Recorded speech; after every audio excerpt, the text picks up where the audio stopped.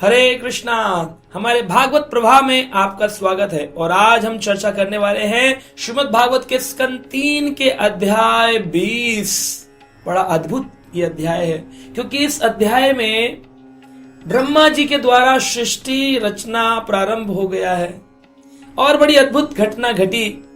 लोग प्रश्न पूछते हैं, ये दिन ये रात अद्भुत प्रभु तेरी माया है, कहीं धूप कहीं छाया है, ये दिन रात ये संध्या ये छाया कैसे प्रकट हुई।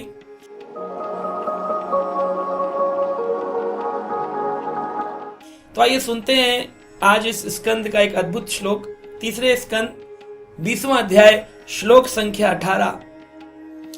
ससर्ज च छाया विद्याम पंच पर्वाणम आग्रतः तमिस्रम अंधतमिस्रम तमो मोह महातमः।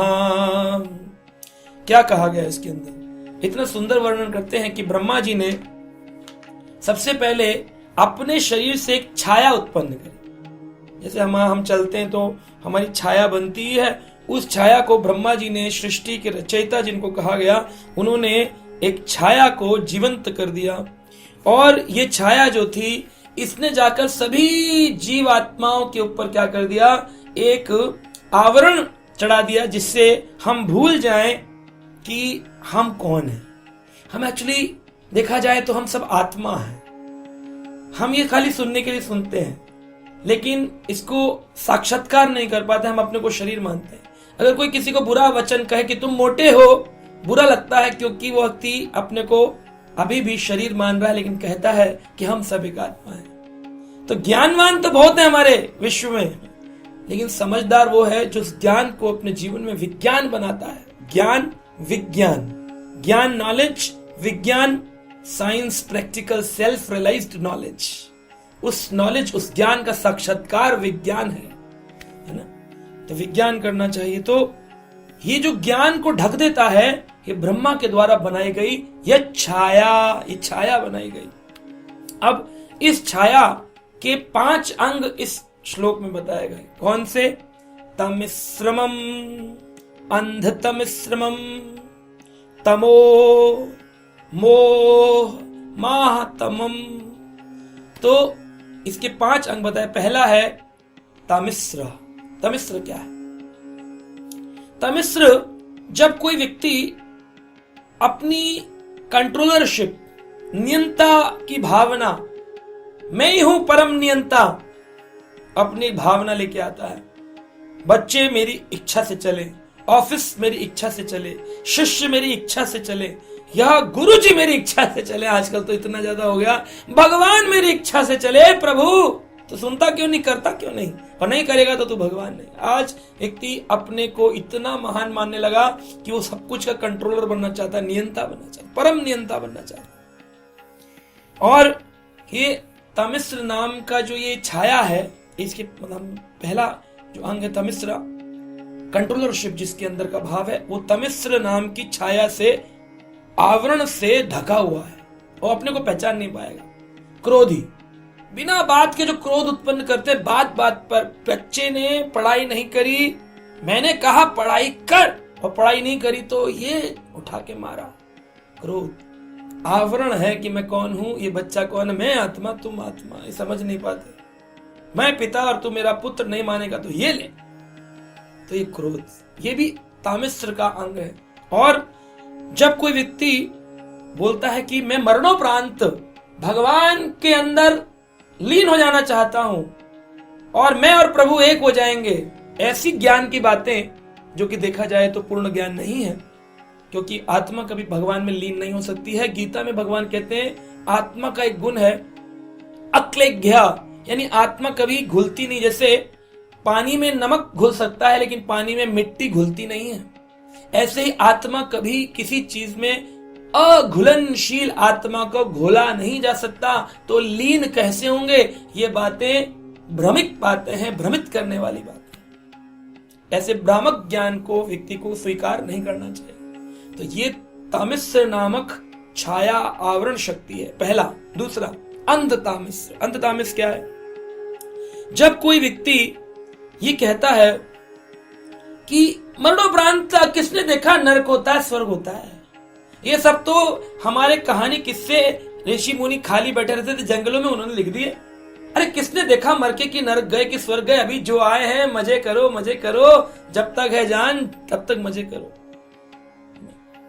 जीना तो क्या है, मजे करो बस, एंजॉयमेंट एंजॉयमेंट एंजॉयमेंट ये। और इसमें कई साधु भी आ जाते हैं जो इसी प्रवृत्ति के होते हैं और लिख देते हैं, जैसे चार्वाक मुनि ने लिखा है ना, यावत जीवत सुखम जीवत, जब तक जियो सुख से जियो, यावत जीवत सुखम जीवत, ऋणम कृत्वा घृतम पिबत, ऋणम कृत्वा, ऋणम यानी ऋण लेकर के ही अगर पीना पड़े, घृतम पिबत यानी घी पियो। तो आज इसी फिलॉसफी को, चार्वाक मुनि की फिलॉसफी को लोग लेकर के जीवन जी रहे हैं। यावत जीवत सुखम जीवत, जब तक जिएंगे मजे से जिएंगे। मर्सिडीज ले लो, एक बढ़िया गुड़गांव में 5 करोड़ का मकान ले लो, दिल्ली में मकान ले लो, बंबई में मकान ले लो, और उस मकान को लोन पर ले लो, लोन चुका देंगे, नौकरी कर लेंगे, ऐसा कर लेंगे वैसा कर लेंगे, इसको बेच देंगे उसको कर देंगे। यावत जीवत सुखम जीवत, ऋणम कृत्वा, ऋण लेके ही पीना पड़े पर घृतम पीवत, घी पियो। ऐसी फिलॉसफी दे दी, सुख से जियो जब तक जियो। क्योंकि मरने के बाद किसने देखा। अरे भाई मरने के बाद तुमने नहीं देखा, समझ में आता है। ऐसी बहुत सारी चीजें हैं जो हमने नहीं देखी हैं। हमने क्या बर्मुडा ट्रायंगल देखा है, ब्लैक होल देखा है, चंद्रमा पर हमने कभी जाकर देखा है। लेकिन हम दूसरों की बातों पर बिलीव करते हैं, हम फोटो पर बिलीव करते हैं, हम साइंटिस्ट पर बिलीव करते हैं और हम उस चीज को मान, लेकिन हम शास्त्रों पर बिलीव नहीं करते, हम अपने आचार्यों पर बिलीव नहीं करते, हम ज्ञानी साधुओं पर बिलीव नहीं करते जो हर चीज का ज्ञान देने वाला सोर्स भारत, शून्य भारत ने दिया, गैल्वेनाइजिंग भारत ने दी, सर्जरी, डॉक्टरी, आयुर्वेद सब भारत ने दिया, मैथमेटिक्स गणित भारत ने दिया। वो आचार्यों की बात को नहीं मानेंगे, साइंटिस्ट की बात को मानेंगे क्योंकि वो हमारी कॉपी करके देते ना। तो ओरिजिनल पसंद नहीं है, पायरेटेड कॉपी पसंद है लोगों को। ठीक है भाई, सबकी अपनी इच्छा। तो ये जो भाव है ना कि मरने के बाद कुछ नहीं होता, अगर कुछ नहीं होता तो आदमी कहता है, एक ही हॉस्पिटल में 2 बच्चे पैदा हुए, एक अंधा नेत्रहीन और दूसरा नेत्रवान। एक बच्चा पैदा हुआ गरीब घर में, एक बच्चा पैदा हुआ अमीर घर में। एक गोरा हुआ, एक काला हुआ। एक ऐसे परिवार में आया जहां गाड़ी से घर जा रहा है, एक ऐसे परिवार में आया जहां साइकिल पर जा रहा है। इन दोनों ने क्या किया, दोनों का भेद क्यों हुआ? तो लोग बोलते हैं पिछले जन्म का कर्म है। अगर पिछला जन्म था तभी तो ये अगला जन्म हुआ, पिछला जन्म था तभी तो अगला जन्म हुआ। यानी कि आज जो जन्म है अब अगला भी होने, लेकिन ये बात समझ में नहीं आती है क्योंकि अंधता मिश्र ये आवरण ने हमारे को ढक रखा है, हम समझ ही नहीं पाए। तीसरे प्रकार का आवरण है तमस।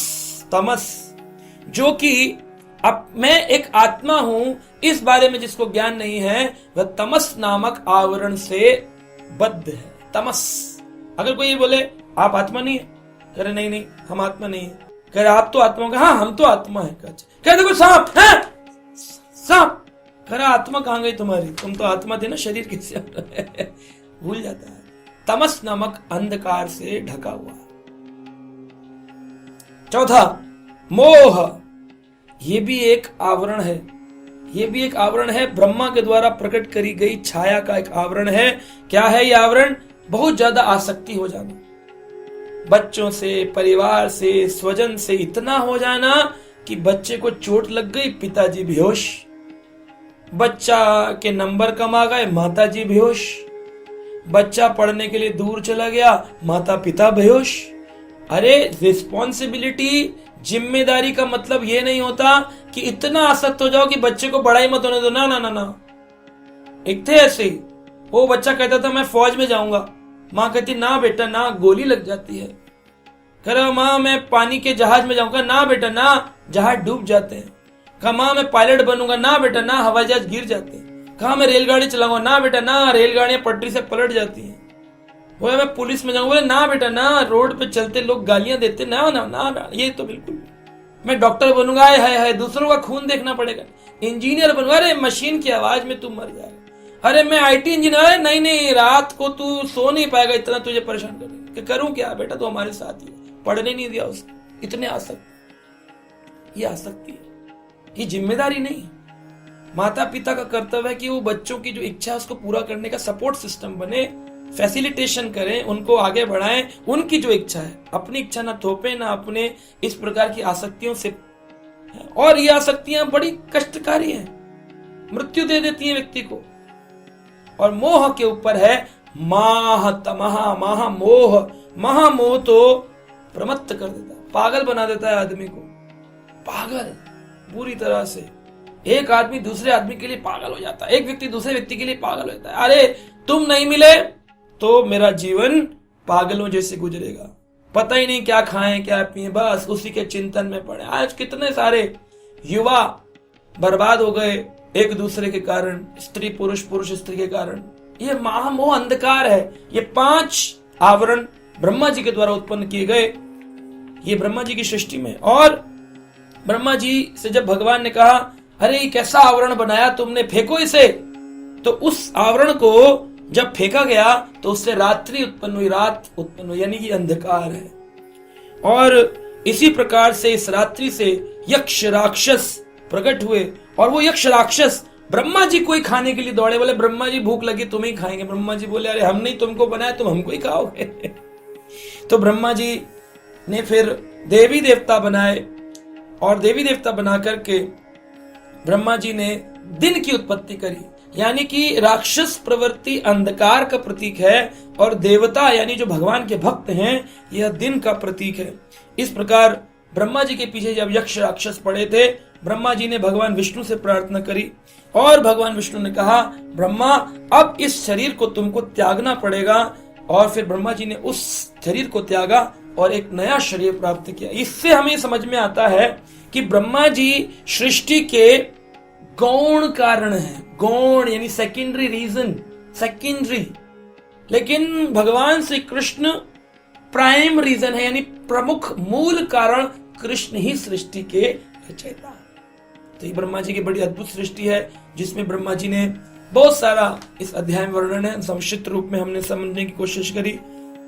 ब्रह्मा जी के अलग अलग अंगों से अलग अलग चीजें प्रकट हुई, जैसे मन से मनु महाराज। अब लोग बोलते ब्रह्मा जी से मनु आए, कैसे आए?